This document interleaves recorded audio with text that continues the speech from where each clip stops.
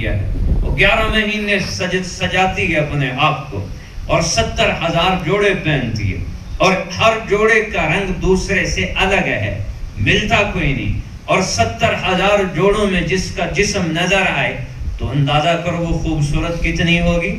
اور جس مکان کے اندر وہ ہے، وہ مکان اسی کا ہے جس کے وہ کھاتے میں آنے والا، بس ایسے رہنے دو، سادہ رہنے دو، بگی کو نہ کھولے سو۔ وہ جس مکان کے اندر ہے اس مکان کے 60,000 دروازے ہیں، 60,000، اور ہر دروازہ وہ محل جو ہے، ہر دروازے کے سامنے ایک محل ہے۔ تو وہ کہتی یا اللہ میرا نکاح کس سے کروائے گا؟ تو میرا رب کہتا ہے جو روزہ رکھ کر اس مہینے کے اندر اس کا انتقال ہو گیا اس سے تیرا روزہ کروا دوں، اس سے تیرا نکاح ہو جائے گا۔ تو اس مہینے کے اندر اللہ نے سارے حیلے ہمیں بتائے، سارے۔ تم جس چیز کی طرف مائل ہونا چاہتے ہو، اگر تمہیں اجر کی ضرورت ہے تو تم اس مہینے میں تھوڑا اجر کرو گے، اللہ تمہارے کھاتے میں لاکھوں کے حساب سے اجر ڈال دے گا۔ تم ایک فرض پڑھو تو 700 فرائض کا اجر، 1 روپیہ خرچ کرو 700 روپیہ خرچ کرنے کا، صدقہ کرنے کا اجر ملے گا۔ تو یہ مہینہ انسان کی بخشش کا ذریعہ اللہ نے بنایا ہے، کسی نہ کسی طریقے سے میرے بندے کی بخشش ہو جائے، بخشش کا بہانہ جسے کہتے ہیں، ہمارے لیے یہ بھی اللہ کا فضل ہے کہ وہ ہمارے لیے ایسے اسباب بنا دیتا ہے، وگرنہ ہم میں سے ہر ایک جانتا ہے کہ ہمارے کیا جرم ہیں، ہمارا کیا حال ہے، کہ ہم اس لائق بھی ہیں کہ اللہ کے سامنے کوئی عمل پیش کر سکیں، کہ ہماری کوئی حیثیت بھی ہے کہ اللہ کے سامنے کوئی عمل پیش کر سکیں۔ ہمارے تو آنکھیں بھی خراب ہیں، ہمارے ہاتھ بھی خراب ہیں، ہمارے پاؤں بھی خراب ہیں، ہماری زبانوں سے بھی ہمیشہ ایسے الفاظ نکلتے ہیں جو دوسروں کے عیب کو اچھالتے ہیں۔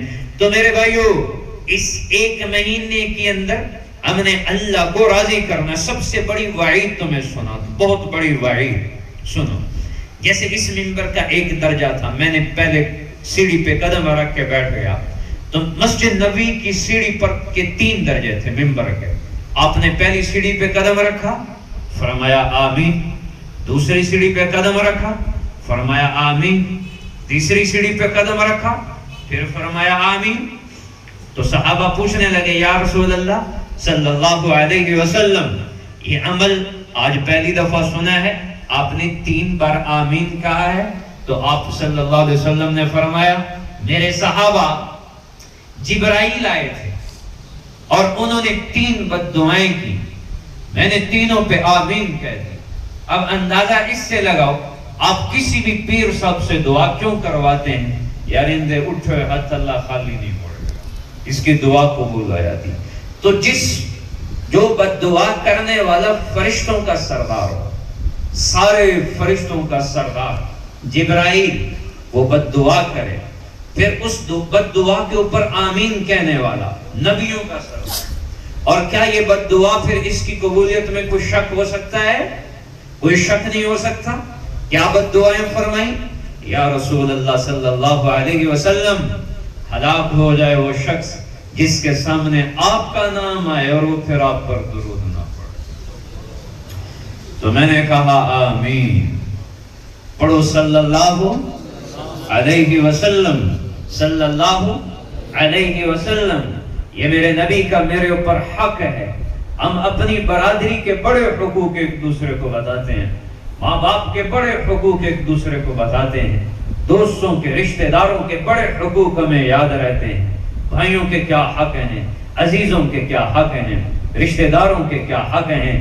کبھی یہ نہ سوچا کہ میرے اوپر میرے نبی کا کیا حق، میں اس مقام پر ہوں کس کی فضیلت سے، کس کے توفیل سے، کس کی دعاؤں سے، میں سلامت ہوں کس کی دعاؤں سے، وگرنہ ہمارے اعمال سلامتی والے کوئی نہیں، ہمارے اعمال سلامتی والے نہیں ہیں، یہ میرے نبی کا اللہ کی قسم فضل ہے، اس کی دعاؤں کا اثر ہے، اس کے مانگنے کا اثر ہے کہ میرے رب نے آج ہمیں سلامت رکھا ہوا ہے، وگرنہ ہم اس لائق ہی نہیں تھے کہ دنیا کے اندر جیتے اور اس حال میں سلامت رہتے۔ یہ میرے نبی کی دعاؤں کا صدقہ ہے، میرے نبی کی دعاؤں کا وسیلہ ہے، میرے نبی کی دعاؤں کا طفیل، آج ہم سلامت ہیں۔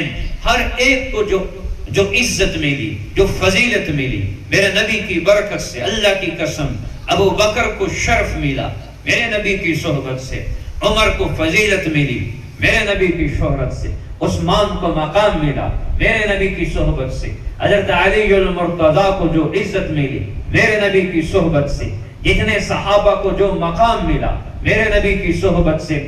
تو یہ میرے نبی کا میرے اوپر حق ہے، مجھے بتا دیا کہ اللہ کیسے راضی ہوتا ہے، وگرنہ میں کیا جانتا ہوں، آپ کیا جانتے ہیں، نماز کیسے پڑھنی ہے، کھانا کیسے ہے، پینا کیسے ہے، رہنا کیسے ہے، کن اعمال سے اللہ خوش ہوتا ہے، کن اعمال سے اللہ ناراض ہوتا ہے. اب تو صحیح طرح غسل کے فرض بھی نہیں جانتے، ہمیں کیا پتا پاک کیسے ہونا ہے. یہ میرے نبی کا احسان ہے، میرے نبی کا فضل ہے، یہ اس کی رحمت ہے. اس نے اتنا علم دے دیا کہ ہم انسان بن سکے. کچھ دن پہلے اسی سے جڑتا ہوا ایک واقعہ مجھے، کچھ دن پہلے ایک بہت بڑے پڑھے لکھے بندے کا مجھے میسج آیا، حضرت ہم نیکی کیوں کرتے ہیں جب ضائع ہو جاتی.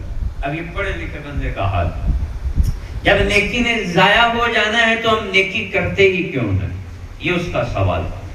تو میں نے کہا اور کچھ؟ تو کہنے لگا جی اس کا جواب دے دیں. میں نیکی کرنے سے بھی اکتا جاتا ہوں کہ جب ضائع بھی ہو جانی ہے تو کرنے کا کیا فائدہ.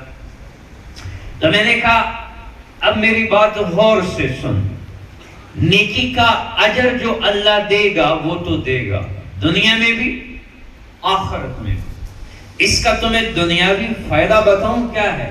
کہنے لگا جی کیا ہے؟ میں نے کہا نیکی انسان کو انسان بناتی ہے.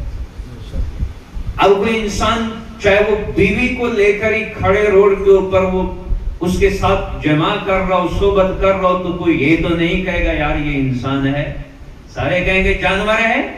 جب انسان حیوان بنتا ہے، وہ گناہ کرتا ہے، وہ انسان نہیں رہتا، جانور بن جاتا ہے. میں نے کہا تو نے خود موازنہ کرنا ہے، تو نے انسان بننا ہے یا جانور بننا ہے. کیونکہ انسان نیکی سے نکلتا ہے تو قرآن کہتا ہے انہم الا کالانعام بل ہم اضل، یہ چلتا پھرتا دھرتی کے اوپر جانور ہے، انسان نہیں ہے.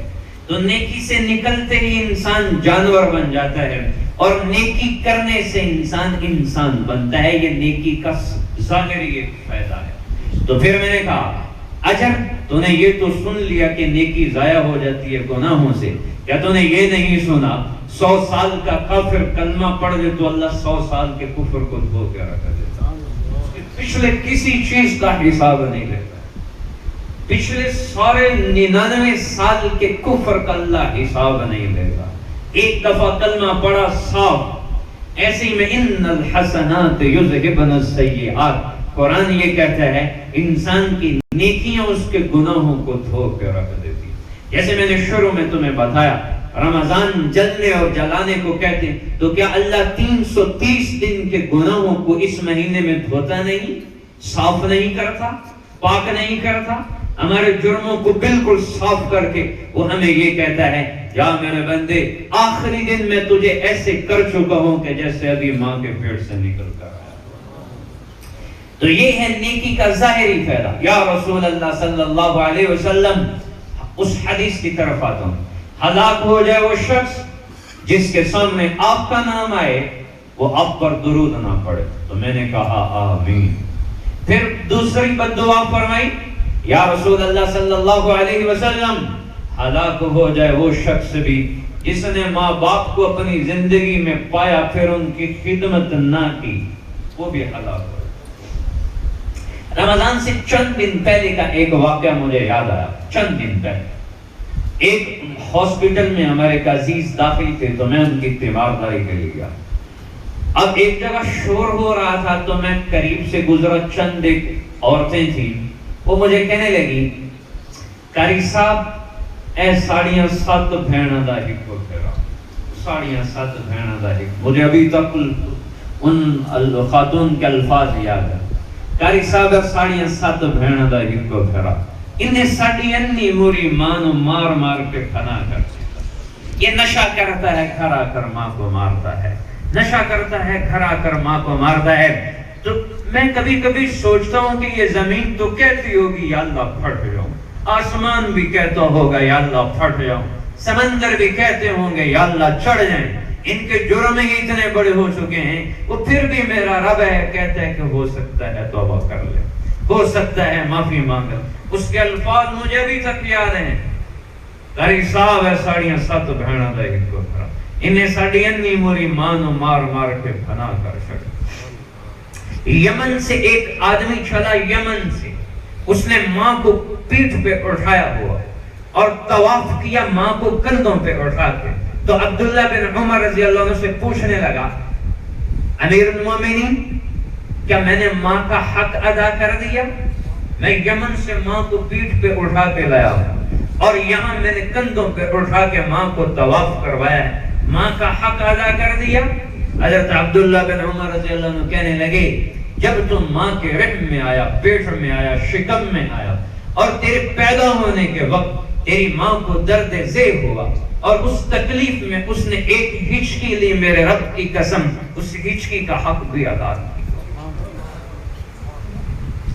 اور یہ کہہ رہا ہے ماں کو مارتا ہے نشہ کر کے آتا ہے، ماں کو مارتا ہے نشہ کر کے آتا ہے۔ حضرت موسیٰ علیہ السلام نے پوچھا، یا اللہ جنت میں میرا پڑوسی کون ہوگا؟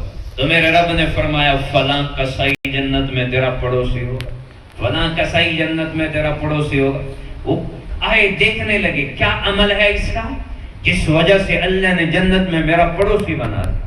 دیکھا وہ سارا دن کام کرتا رہا، گوشت بناتا رہا اور اس نے اچھا اچھا گوشت نکالا، گھر لے کر چلا گیا اور اپنے ہاتھوں سے صاف کیا، پھر اس گوشت کو بنایا اچھے طرح سے، چھوٹے چھوٹے لقمے کیے اس کے۔ ایک بڑھیا تھی جو چارپائی کے اوپر پڑی ہوئی، اس کو سہارا دیا ایک ہاتھ سے اور دوسرے ہاتھ سے چھوٹے چھوٹے لقمے کر کے اس کے منہ میں ڈالنے لگا۔ وہ جب سیر ہوگی تو اس کا منہ صاف کر کے لیٹانے لگا، وہ لیٹتی لگی تو اس کے ہونٹ ہیلے، بڑھیا تھی آواز تو نکلی نہ، ہونٹ ہیلے۔ موسیٰ علیہ السلام دور سے دیکھ رہے، قریب آئے، اس نے کیا کہا لیٹتے ہوئے؟ وہ کہنے لگا جی یہ میری ماں ہے، یہ میری والدہ ہے، اور میں جب بھی اس کی ایسے خدمت کرتا ہوں یہ لیٹتے ہوئے مجھے ایک دعا دیتی ہے۔ کیا دعا دیتی ہے؟ جا پتر اللہ جنت اشتن موسیٰ دا پڑوسی بنا۔ اب میں تو غریب آدمی ہوں، موسیٰ تو اللہ کا نبی ہے، میں کہاں اس کا